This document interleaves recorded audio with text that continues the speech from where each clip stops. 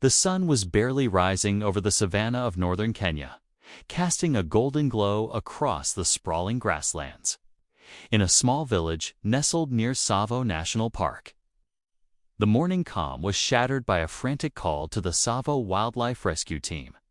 A young boy, no older than 10, had spotted something unusual while herding his goats. A massive elephant standing alone in a clearing, covered in a writhing, buzzing blanket of bees. The elephant was in distress, swaying unnaturally, its trunk limp and its eyes half closed. The boy's voice trembled as he described the scene to the rescue hotline. "It's like the bees are eating her alive," he said. The rescue team, led by Dr. Amara Kipchu, a seasoned veterinarian with a reputation for handling the toughest wildlife emergencies, sprang into action. Amara, a 38-year-old woman with a calm demeanor and a deep love for animals, had seen her fair share of crises. Lions caught in poachers, snares, rhinos injured by illegal traps. An elephant swarmed by millions of bees was a first. She gathered her core team. Jacob, a logistics expert who could navigate the park's rugged terrain blindfolded. Sarah, a bee behavior specialist who had worked with local beekeepers. And Kwame, a rookie ranger, eager to prove himself. They loaded their truck with medical supplies, protective gear, and a makeshift plan to save the elephant, whom the boy had nicknamed Malaika, meaning angel in Swahili. The drive to the clearing took 45 minutes.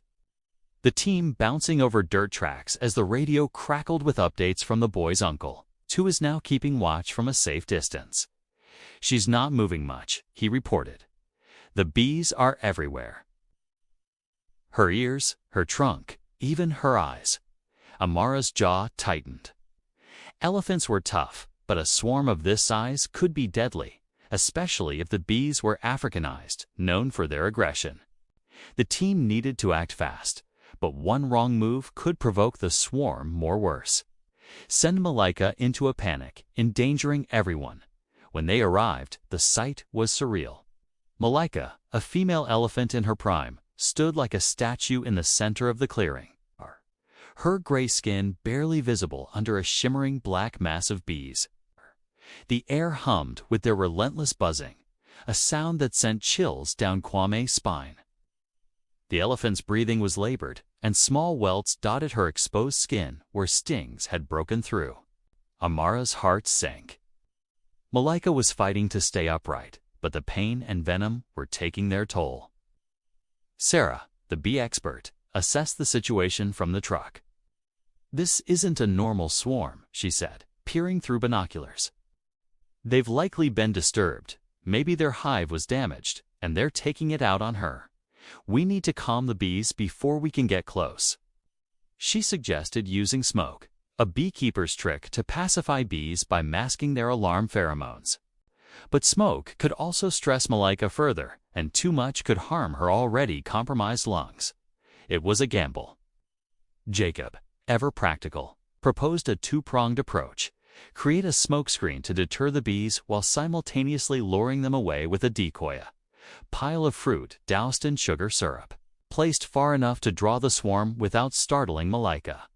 Amara nodded. "Let's do it, but we move slow. No sudden noises, no mistakes." She turned to Kwame, who was fidgeting with his gear. "You're on lookout. If Malaika shifts even an inch, you call it." The team suited up in protective gear, their faces shielded by nets, though the suits felt flimsy against the sheer number of bees. Sarah and Jacob crept toward the edge of the clearing, carrying portable smokers and the fruit bait. The smokers released gentle puffs of wood smoke, curling into the air like a signal. At first, nothing happened. The bees clung to Malaika, their buzzing growing angrier. Then, slowly, a few broke away, drawn to the sweet scent of the fruit pile 50 yards off. More followed, then hundreds, until a visible chunk of the swarm began to peel away. Amara seized the moment.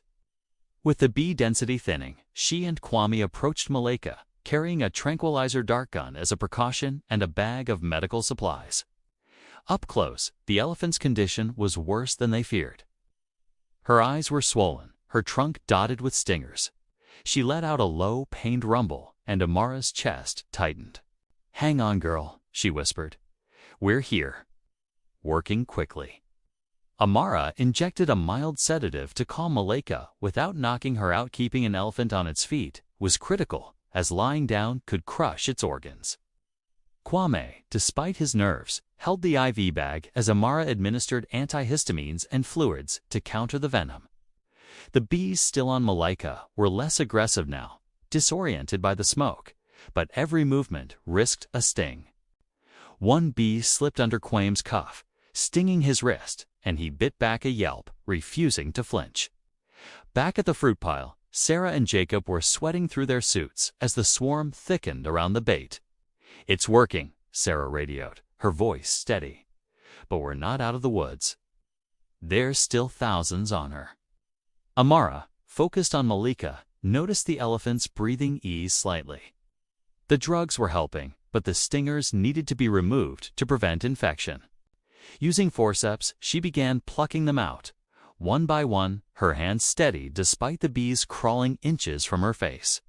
Minutes ticked by, each one feeling like an hour. The sun climbed higher, the heat intensifying. Kwame's wrist was swelling, but he stayed put, his eyes locked on Malika. The elephant's strength was returning. She lifted her trunk slightly, a small sign of hope. The team's radios crackled with updates. The swarm at the fruit pile was growing, leaving fewer bees on Malika. Sarah estimated 70% had been lured away. Then, a hiccup.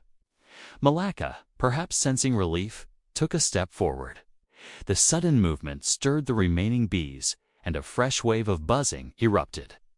Kwame shouted a warning as a cluster of bees surged toward Amara. She ducked, shielding her face, but a few stings pierced her suit's seams. Gritting her teeth, she kept working, knowing hesitation could cost Malika's life.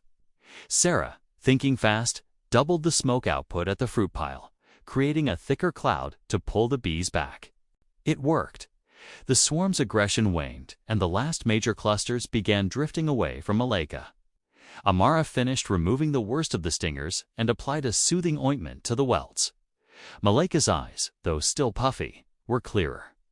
She let out a deep, rumbling breath, almost like a thank you. With the bees mostly gone, the team guided Malika to a nearby stream, using gentle nudges and words of encouragement. The cool water would help her swollen skin and wash away lingering bees. She waded in slowly, her trunk dipping into the current, and for the first time that day, she looked at peace. The team stood back, exhausted but elated, watching as Malika sprayed water over her back, the last few bees floating away. As the sun began to set, the team packed up, their suits dotted with stings and their bodies aching. The boy who'd made the call ran up, his face beaming.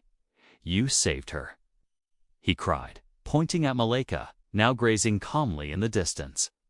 Amara smiled, ruffling his hair. "We all did," she said. Back at the village, the team debriefed over cups of chai, their adrenaline finally fading. Amara treated Kwame's swollen wrist, teasing him for his bravery. Sarah analyzed the swarm's behavior, suspecting a nearby hive had been disturbed by a fallen tree, a theory she'd investigate later. Jacob, ever the planner, was already sketching better protective gear for next time. Malika's rescue became a story told across the village, a testament to teamwork, courage, and respect for the wild. For Amara, it was another day on the job, but as she watched the stars emerge over the savannah, she felt a quiet pride. Malika was out there, alive and free, because they hadn't given up.